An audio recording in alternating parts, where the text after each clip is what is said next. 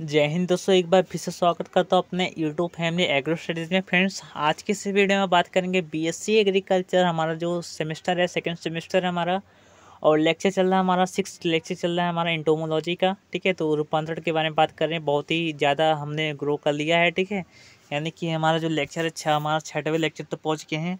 तो मैंने पहले ही बता चुका था कि 10 से 12 लेक्चर चलेंगे।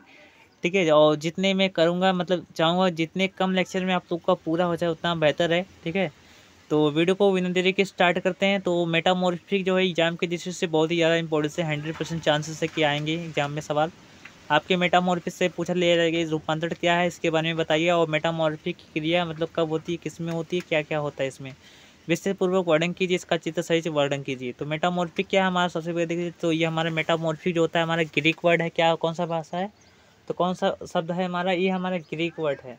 तो ये कौन कौन से भाषा से शब्द से मिलकर बना है, तो मेटा और मोर्फा। ठीक है, सॉरी मॉर्फिक।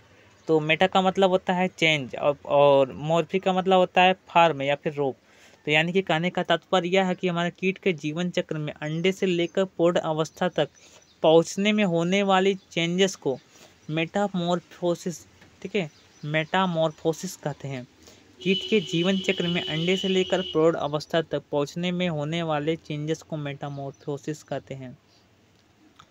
ठीक है, तो पहला नंबर देख लीजिए, मेटामॉर्फिस जो मॉर्फोसिस होता है कितने चक्रों में होता है। तो हमारा पहला हमारा एमेटेबुला, इसके बाद पौरोमेटोबुला। ठीक है, इसके बाद तीसरा हमारा है हेमीमेटेबुला। ठीक है, इसके बाद चौथा हमारा है होलोमेटेबुला। ठीक है, तो इसमें देख लीजिए कुछ इस प्रकार से मैं पीडीएफ प्रोवाइड कर दूंगा, आप लोगों को चिंता करने की आवश्यकता नहीं है। तो हमारा एमेटेबुला जो हमारा होता है ऐसे इंसेक्ट जिसमें मेटामॉर्फोसिस नहीं होती है। ठीक है, तो उसे हम क्या कहते हैं, इसमें हम कहते हैं हम एमेटेबुला कहते हैं।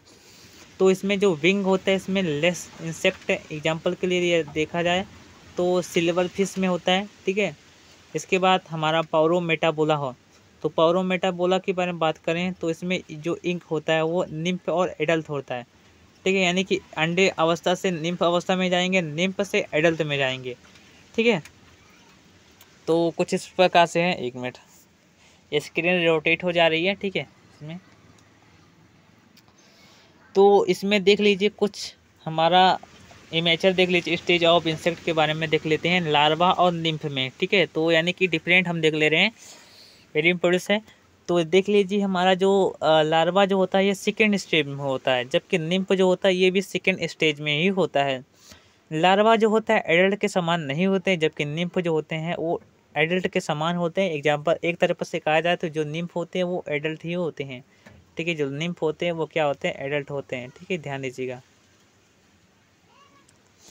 नेक्स्ट हमारा आता है लार्वा में विंग एंड सेक्सुअल ऑर्गन्स नहीं पाए जाते हैं। जो लार्वा हमारे होते हैं उसमें हमारे जो विंग्स होते हैं यानी पंख होते हैं, और सेक्सुअल ऑर्गन यानी जनन अंग जो होते हैं वो नहीं पाए जाते, जबकि निम्फ में जो निम्फ होता है हमारा उसमें दोनों चीज़ पाए जाते हैं। ठीक है, ये ध्यान दीजिएगा। इसमें जो होता है फीडिंग हैबिट एडल्ट के समान नहीं होता है, यानी कि जो फीडिंग होता है हैबिट जो होता है वो एडल्ट के समान नहीं होता है, जबकि इसमें निम्फ की बारे में बात करें तो फीडिंग हैबिट एडल्ट के समान ही होता है। ठीक है, ये ध्यान दीजिएगा। इसके बाद 5वें नंबर पर हमारा है कि जो लार्वा पर जो होते हैं थोरिक्स। ठीक है, जो लार्वा पर थोरिक्स 3 पैर, एब्डोमेन 5, यानी कि एब्डोमेन जो हमारा होता है यानी उधर होता है 5 पैर होते हैं। ठीक है, 5 पैर लेग होते हैं, पाए जाते हैं। जबकि निम्फ के बारे में बात करें तो इसमें कुछ भी नहीं पाए जाते, यानी कि कुछ भी इसमें नहीं होता है। ठीक है, यही हमारा एक अंतर होता है प्रौढ़ यानी एडल्ट और निम्फ में। इसके बाद नेक्स्ट हमारा है लार्वा। तो लार्वा के बारे में बात करें तो यह हमारा प्यूपा स्टेज इसे कहते हैं। इसे क्या कहते हैं, इसे हम प्यूपा स्टेज आती है। ठीक है, अभी कहते हैं। निम्फ के बारे में बात करें तो एडल्ट स्टेज आती है इसमें। ठीक है, तो नेक्स्ट हमारा आता है होलोमेटाबुला टाइप। तो देखा जाए तो इसमें मेटामॉर्फोसिस क्रिया होती है। ठीक है, और इसमें जो होता है हमारा पौरोमेटाबुला टाइप प्रकार का मेटामॉर्फोसिस क्रिया होती है।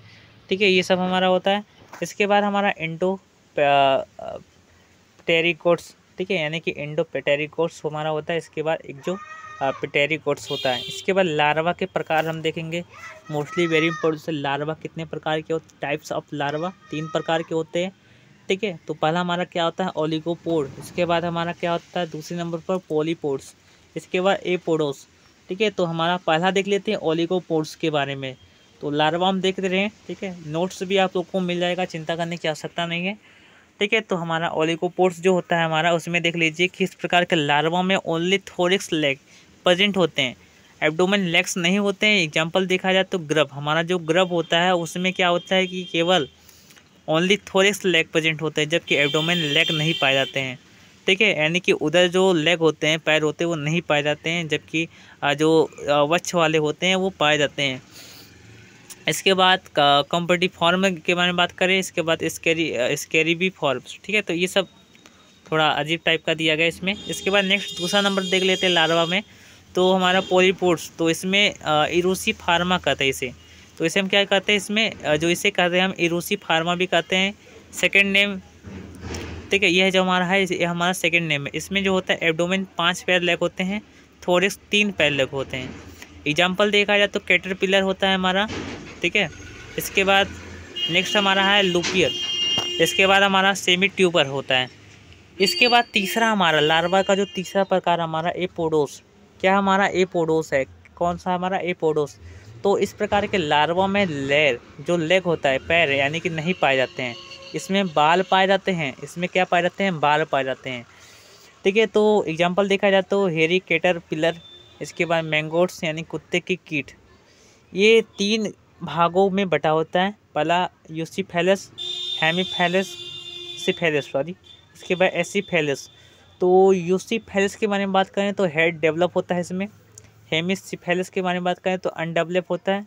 इसके बाद एसिफेलस के बारे में बात करें तो एब्सेंट होता है इसमें।